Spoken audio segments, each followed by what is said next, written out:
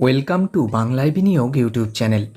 বন্ধুরা, আজকের ভিডিওতে আমরা এমন একটি গুরুত্বপূর্ণ বিষয় নিয়ে আলোচনা করব যারা শেয়ার বাজারের সঙ্গে যুক্ত প্রত্যেকের এই বিষয়টি জানা উচিত।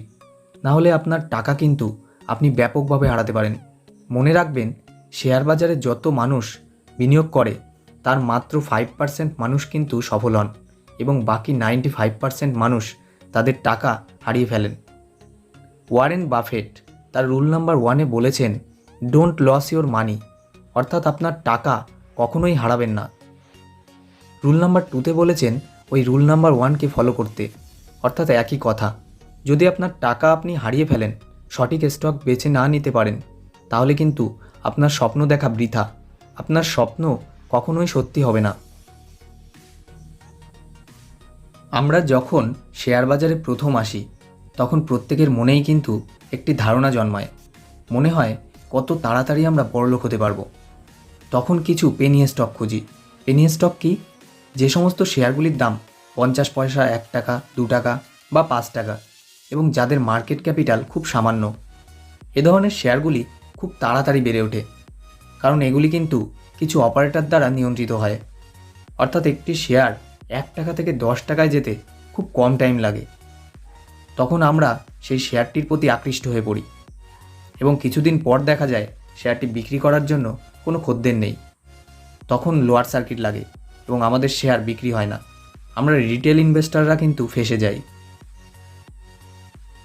আজকের ভিডিওতে একটি শেয়ার নিয়ে আমরা আলোচনা করব এবং দেখব শেয়ারটি 100 টাকা থেকে 75 পয়সায় কেন এলো এবং ভবিষ্যতে এই শেয়ারটি কোথায় যেতে পারে। আজকের এই ভিডিওটি শেষ পর্যন্ত দেখার জন্য অনুরোধ রইল, তাহলে আপনি আর কখনোই হয়তো লস করবেন না এবং সঠিক শেয়ার কেনার জন্য কি কি দিক দেখা উচিত এই ভিডিওটি দেখলে জানতে পারবেন। ভিডিওটি শুরু করার আগে ছোট্ট একটি রিকোয়েস্ট, আমাদের চ্যানেল থেকে শেয়ার বাজারের নিয়মিত আপডেট খবর পেতে এবং শেয়ার বাজার সম্পর্কে আরও জানতে অবশ্যই আমাদের চ্যানেলটিকে সাবস্ক্রাইব করুন এবং পাশের দেওয়া বেল আইকনটি টিপুন, যাতে আমাদের আপলোড করা ভিডিওটি সবার প্রথমে আপনি দেখতে পান। ভিডিওটি ভালো লাগলে লাইক এবং শেয়ার করুন। তো চলুন বন্ধুরা, শুরু করা যাক ভিডিওটি।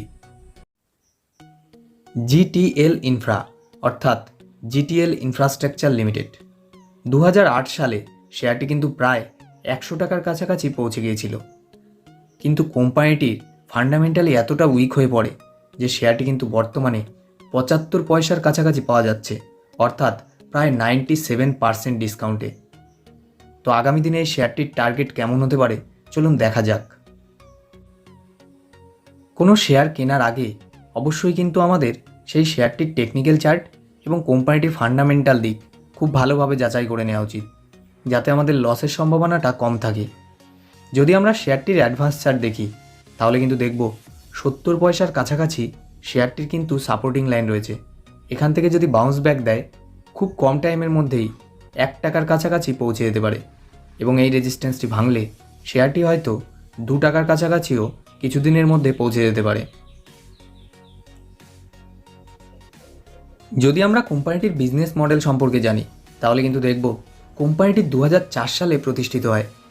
GTL infrastructure is in the business of providing shared passive telecom infrastructure in India. তো বন্ধুরা, কোম্পানিটি কিন্তু টেলিকম সার্ভিসের সঙ্গে যুক্ত রয়েছে। এর ডিমান্ড কিন্তু ভবিষ্যতে বাড়তে পারে। কোম্পানির মার্কেট ক্যাপিটাল 950 কোটি টাকা, যেখানে এক একটি শেয়ারের বর্তমান দাম 75 পয়সার কাছাকাছি। 52 উইক্সে এক একটি শেয়ারের সর্বোচ্চ দাম 1 টাকা 84 পয়সা, যেখানে সর্বনিম্ন দাম 60 পয়সা। বুক ভ্যালু কিন্তু মাইনাসে রয়েছে, এটি কিন্তু খুব খারাপ অবস্থায় রয়েছে। কোনো শেয়ার কেনার ক্ষেত্রে বুক ভ্যালু যত বেশি থাকবে, শেয়ারটি কেনার জন্য কিন্তু ততটাই উপযুক্ত। ROCE অর্থাৎ রিটার্ন অন ক্যাপিটাল এমপ্লয়েড, এটি কিন্তু যত বেশি থাকবে শেয়ারটি কেনার জন্য কিন্তু ততটাই ভালো, কিন্তু এখানে কিন্তু ব্যাপক মাইনাসে রয়েছে, এটিও কিন্তু খুব খারাপ অবস্থায় রয়েছে। শেয়ারটির ফেস ভ্যালু 10 টাকা, অর্থাৎ বন্ধুরা এই শেয়ারটি কিন্তু ফিউচারে স্প্লিট হয়ে 10টি ভাগে ভাগ হতে পারে। শেয়ারটির 50 DM এর ইন্ডিকেটরটি কিন্তু 200 DM এর নিচে রয়েছে। তো বর্তমানে শেয়ারটি কেনা যেতে পারে, কিন্তু ওভারঅল বিচার করে তবেই আমরা এগোবো। যদি আমরা কোম্পানির সেলস দেখি তাহলে কিন্তু দেখব প্রত্যেক কোয়ার্টারে প্রায় একই রকম রয়েছে। যেখানে মার্চ 2021-এ 371 কোটি, সেখানে ডিসেম্বর 2021-এও 371 কোটি এবং মার্চ 2023-এ 378 কোটি। তো কোম্পানির সেলস কিন্তু খুব একটা পরিবর্তন হয়নি। কোনো কোম্পানির যখন সেলস বাড়ে তখন কিন্তু প্রফিটও বাড়ে, আর প্রফিট বাড়লে আপনার শেয়ারের দাম কিন্তু বাড়বেই বাড়বে। জুন 2020 অনুযায়ী কোম্পানির নেট লস 208 কোটি টাকা, যেখানে মার্চ 2023-এ 756 কোটি টাকা। তো বন্ধুরা দেখুন, প্রত্যেক কোয়ার্টারে কোম্পানি কিন্তু ব্যাপক লস করছে। তো কোনো কোম্পানি যখন লস করে সেই শেয়ারটির কিন্তু উঠে দাঁড়ানোর ক্ষমতা দিনের পর দিন কমেই চলে। আর একটি গুরুত্বপূর্ণ বিষয় ইপিএস অর্থাৎ আর্নিং পার শেয়ার। যদি আমরা জুন 2020-এর এপিএস দেখি -0.17, যেখানে মার্চ 2023-এর -0.60। তো বন্ধুরা কোম্পানির ইপিএস কিন্তু দিনের পর দিন নেগেটিভ দিকেই যাচ্ছে, এটি কিন্তু খুব একটা ভালো অবস্থায় নেই। যদি আমরা কোম্পানিটির রিজার্ভ এবং বোরোয়িং দেখি তাহলে কিন্তু দেখব মার্চ 2015-এ কোম্পানির রিজার্ভ -1879 কোটি টাকা, যেখানে মার্চ 2023-এ -17,212 কোটি টাকা এবং কোম্পানির বোরোয়িং 4,508 কোটি টাকা। তো বন্ধুরা কোম্পানিটি কিন্তু দিনের পর দিন ফান্ডামেন্টালি দুর্বল হয়ে পড়ছে, এটি কিন্তু খুবই নেগেটিভ সাইন। কোম্পানির শেয়ারের দাম কিন্তু বাড়ার চান্স খুব কম রয়েছে। আরেকটি গুরুত্বপূর্ণ বিষয় শেয়ার ক্যাপিটাল। কোম্পানির শেয়ার ক্যাপিটাল কিন্তু 12,671 কোটি টাকা, যেখানে মার্চ 2017-এ ছিল মাত্র 2,460 কোটি টাকা। তো বন্ধুরা কোম্পানিটি কিন্তু খুব খারাপ অবস্থায় রয়েছে। চলুন দেখা যাক কোম্পানিটির শেয়ার হোল্ডিং প্যাটার্ন। কোম্পানিটির শেয়ার প্রোমোটারের কাছে রয়েছে মাত্র 3.28%, যেখানে এফআইয়ের কাছে 0.13% এবং ডিআইয়ের কাছে 45.47%, যেখানে পাবলিকের কাছে এই শেয়ারটি আছে 51.13%।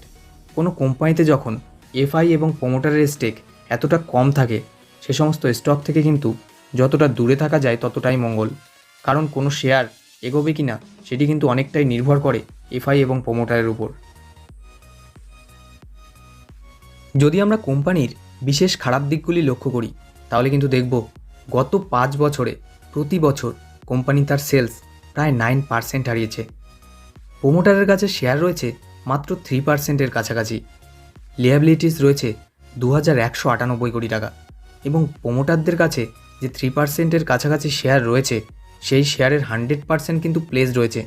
এটি কিন্তু ভবিষ্যতে এই শেয়ারটির ভীষণ ভয়ঙ্কর দিক ডেকে আনতে পারে। তো বন্ধুরা আশা করি বুঝতেই পারছেন শেয়ারটি কেন 100 টাকা থেকে পেনি স্টকে রূপান্তরিত হলো। এ ধরনের স্টক থেকে কিন্তু দূরে থাকাই ভালো। মার্কেটে প্রায় 5,000-এরও বেশি শেয়ার রয়েছে। তো আপনার পোর্টফোলিওতে যে সমস্ত স্টক রাখবেন অবশ্যই দেখে নেবেন সেগুলি ফান্ডামেন্টালি স্ট্রং না উইক। ভিডিওটি ভালো লাগলে অবশ্যই লাইক এবং শেয়ার করুন এবং আমাদের চ্যানেলের সঙ্গে জুড়ে থাকতে শেয়ার বাজার নিয়ে নিয়মিত আপডেট খবর পেতে এবং শেয়ার বাজার সম্পর্কে আরও জানতে অবশ্যই আমাদের চ্যানেলটিকে সাবস্ক্রাইব করুন এবং পাশের দেওয়া বেল আইকনটি ক্লিক করুন, যাতে আমাদের আপলোড করা ভিডিওটি সবার আগে আপনি দেখতে পান।